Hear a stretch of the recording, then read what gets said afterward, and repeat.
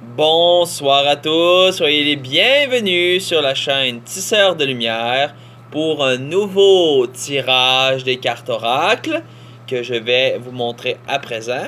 Il s'agit de ce jeu-ci. Et aujourd'hui, le signe qu'on va travailler, Sagittaire. Donc, pour ceux et celles qui sont du signe Sagittaire, cette vidéo est faite pour vous. La même routine habituelle, je vais, comme je l'ai montré, utiliser un jeu de cartes Oracle.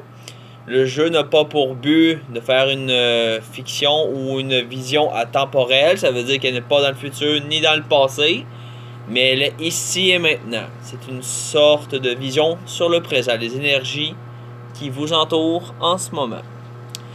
Je tiens à préciser également que lors du tirage, je vais faire une pige de 5 cartes principales qui serviront essentiellement à voir dans quelle énergie vous êtes, et une 6e carte qui représente l'aboutissement. Et si besoin, au cours du tirage, je me rends compte que certaines questions me tracassent, je pigerai des cartes supplémentaires en vue de cette réponse que je cherche. Et j'invite également toutes les personnes qui regarderont cette vidéo et tous ceux qui regardent dans ma chaîne habituellement aussi, que si vous avez des questions, si vous avez des commentaires concernant un des tirages, vous pouvez le faire dans la boîte de messages. Je serai très honoré de répondre à vos questions. Donc, commençons. Qu'est-ce que vous en dites? Je vais, comme d'habitude, couper les cartes devant vous pour vous les montrer une à une comment je coupe. J'utilise toujours la même technique, toujours la même méthode, parce que c'est l'habitude, peut-être, ou peut-être parce que aussi c'est une bonne méthode, tant qu'à moi, qui sert à bien brasser les cartes. Alors, je tiens encore une fois à remercier toutes les personnes qui se sont abonnées à ma chaîne. Merci sincèrement, j'ai eu, je pense, le bon feeling pour cette série de vidéos sur les signes zodiaques, et je suis très honoré de voir que ça intéresse des gens énormément. Alors, merci à vous tous qui êtes abonnés et à vous tous aussi qui regardez ma chaîne. C'est un réel plaisir de pouvoir communiquer avec vous. Une belle énergie, une belle harmonie aussi qui est à travailler, comme toujours. Je suis pas le seul qui fait des vidéos et je suis très content de voir que vous avez choisi ma chaîne. Alors, voilà, je crois que j'ai coupé assez. Okay. Maintenant, je vais mettre les cartes étalées et je vais faire le début du tirage. Mais avant, petite chose que je fais comme maintenant depuis un certain temps pour que toutes les personnes qui suivent ma chaîne soient contents de le voir aussi. Et pour les nouveaux également, je vais vous montrer comment je place les cartes pour qu'il n'y ait aucune erreur. Comme vous le voyez dans la vidéo, les cartes sont tous face contre la table. Comme ça, je ne sais pas du tout quelle carte est laquelle. Ce qui fait que je ne pige qu'au hasard. Et de toute façon, quand je pige, je ne regarde pas la plupart du temps. Et vous le voyez bien d'habitude quand je pige. Donc, on est prêt à commencer pour les Sagittaires.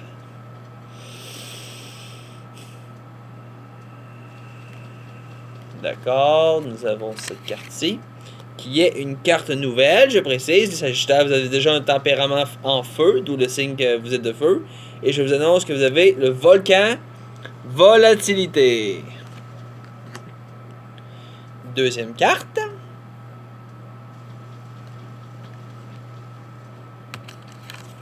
Nous avons Équinoxe du printemps, Renaissance. Troisième carte.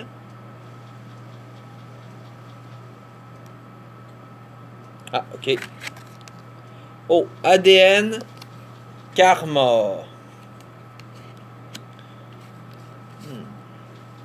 Et maintenant la quatrième carte.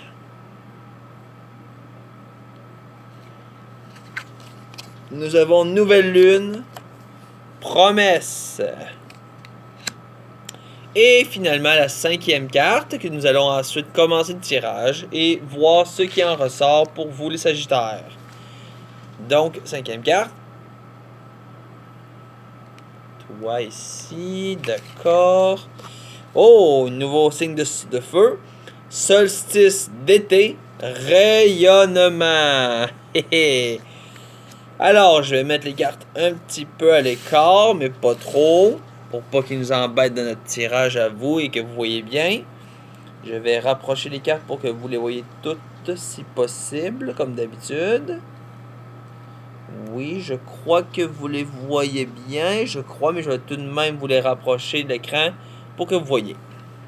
Alors, comme mentionné, nous avons Volcan, Équinoxe du printemps, ADN, excusez-moi pour l'ombre, Nouvelle Lune et Solstice d'été.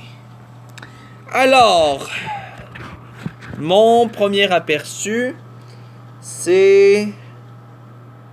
quoi? Bon. Oui, je pense que c'est ça. Une explosion d'énergie. Je pense que votre activité va grandement s'accélérer prochainement. Peut-être que c'est déjà commencé et je prétends que oui, parce que je pressens beaucoup d'activités à venir. Une activité d'ordre spirituel, mais aussi d'ordre physique qui vont s'enclencher et éventuellement peut-être s'harmoniser selon si vous êtes prêt à le faire. Donc, je constate vraiment que vous êtes dans une situation où vous allez exploser d'activité au niveau spirituel, mais aussi physique. Et peut-être moral. On va voir. Premier aperçu, c'est ça. Allons-y pour chacune des cartes une à une.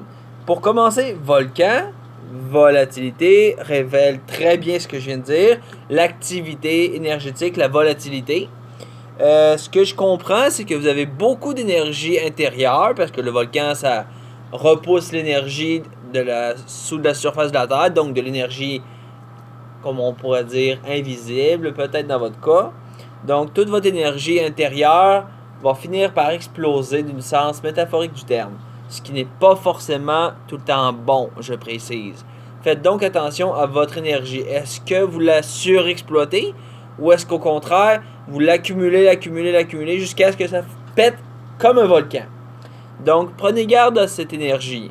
Si vous avez beaucoup d'énergie à l'intérieur de vous qui demande d'être exprimée, essayez de faire des micros, et quand je dis micros, ça veut dire des petites explosions d'énergie. N'essayez pas de mettre tout d'un coup. Prenez le temps de savourer l'instant chaque fois, sans pour autant vous en laisser abuser. Donc, faites très attention à cette volatilité-là. Et je ne sais pas si vous allez le voir, mais je crois que c'est important que vous le mentionnez. Si vous regardez la carte attentivement, vous regarderez la fumée qui se dégage du volcan. Il y a un visage d'une femme dans la fumée. C'est une représentation d'une déesse, c'est-à-dire de l'énergie divine de la Terre, parce qu'évidemment, la Terre, c'est le symbole féminin. Et le volcan, qui expulse son énergie, est donc une manifestation extérieure de la mère Terre. Donc, ce que ça peut aussi vouloir dire, c'est que votre énergie créatrice, votre énergie nourricière, a besoin de s'exprimer un peu plus, ce qui vous amènera possiblement, autant chez les hommes que chez les femmes, à produire plus de nouveautés, plus de nouvelles énergies et donc à créer de nouvelles choses. Et ça ne veut pas forcément dire des relations, là. Ça veut seulement dire que vous allez expérimenter une énergie créatrice nouvelle. Fin de la parenthèse. Donc, deuxième carte, l'équinoxe du printemps, la renaissance, est une carte qui vous invite évidemment à revoir et à renaître de vos cendres. Comme on l'a dit, vous avez beaucoup d'énergie volatile et ça va vous amener à revoir ce que vous êtes réellement. Êtes-vous quelqu'un d'instable, ce qui semble être le cas possiblement pour certains sagittaires, je précise. Et cette énergie-là a besoin d'être canalisée et donc elle va faire en sorte que vous allez renaître d'une manière physique et métaphysique du terme. Parce que n'oubliez pas, le tirage se concentre sur le physique mais aussi sur le spirituel. Donc je crois qu'ici on nous invite à renaître spirituellement parlant. Peut-être avez-vous déjà des croyances spirituelles précises, c'est bien possible. Et je pense que ça vous invite à revoir ce que vous croyez, revoir ce que vous mettez en pratique. Est-ce qu'il y a des choses dans votre pratique spirituelle qui ne semblent plus concorder avec vos idéaux actuels? Prenez le temps de transformer ce que vous êtes. Ce n'est pas mal de se transformer. Au contraire, c'est le but même de l'évolution. Vous prenez une pierre un jour, vous la mettez dans votre sac à dos puis vous continuez votre chemin. Après quelques centaines de pas de fait, vous vous rendez compte que la pierre est inutile, alors vous l'achetez. Encore en continuant, vous reprenez 2 autres pierres, et ainsi de suite. Plus vous allez avancer, plus vous allez vous rendre compte que certaines pierres qui vous sont utiles, d'autres qui le sont moins. D'où l'image du pèlerin. Vous êtes des pèlerins dans ce monde, et pour l'instant, messieurs et mesdames Sagittaires, votre cheminement vous amène à évoluer et à renaître. Et c'est là qu'on s'en va maintenant dans l'ADN, le karma. La transformation a lieu sur le spirituel, oui, mais aussi sur le physique. D'où ADN, karma. Donc, je vais vous faire une petite explication. On voit sur la carte 2 serpents enroulés autour d'une colonne rouge. Ça représente évidemment les 7 chakras ou le canal de lumière des chakras avec le canal principal qui est le Susma et l'Inda et le Pingala, le canal solaire et lunaire. Donc, il y aura une transformation au niveau quantique, c'est-à-dire au niveau cellulaire, au niveau métaphysique de votre être, mais cela va aussi se transparaître au niveau physique du terme. Donc, attendez-vous à votre transformation physique au niveau de vos habitudes, au niveau de vos comportements, au niveau aussi de votre sensibilité physique et émotionnelle. Donc, soyez prudent avec l'énergie que vous dégagez parce que c'est là que ça peut devenir un petit peu délicat. Si vous évoluez trop vite, vous risquez vous-même d'avoir peur et d'avoir mal. Donc, soyez délicat avec votre énergie. Surtout vous les Sagittaires qui est une énergie de feu, d'action, donc de vitesse aussi. Prenez le temps de vivre votre transformation. Très important. Ce qui nous amène d'ailleurs à la promesse, la nouvelle lune. Comme dans d'autres tirages, je vous rappelle que la promesse peut être une question, oui, une promesse bel et bien faite, mais ça peut être aussi une fausse promesse. Est-ce que vous avez tendance à vous mentir à vous? Est-ce que vous faites des promesses à l'air, comme on dit? Ça ne veut pas dire que ça. Pour vous, les Sagittaires, je pense que la promesse est la suivante. Vous êtes dans une renaissance, comme on l'a dit, et la nouvelle lune est une renaissance. Donc, recommencez le processus. L'équinoxe représentait la renaissance physique, la pleine lune représente votre renaissance métaphysique. Donc, au niveau physique et au niveau spirituel, il y aura renaissance à large terme. Prenez le temps de vous réévaluer, de revoir vos idolâtries et vos priorités. Et la nouvelle lune peut vous amener de nouvelles promesses d'une vie plus apaisante et beaucoup plus saine aussi. Et ce qui nous amène finalement à la dernière carte, le solstice d'été, rayonnement. Donc oui, évidemment, vous rayonnez. Vous êtes un signe de feu, vous êtes un signe d'action, de vitesse et d'énergie. Mais là, votre rayonnement va toucher un plus grand large public. Une énergie différente, plus large et plus forte. Et pour vous, ce sera l'occasion peut-être de démarrer un nouveau projet, de démarrer une nouvelle entreprise peut-être.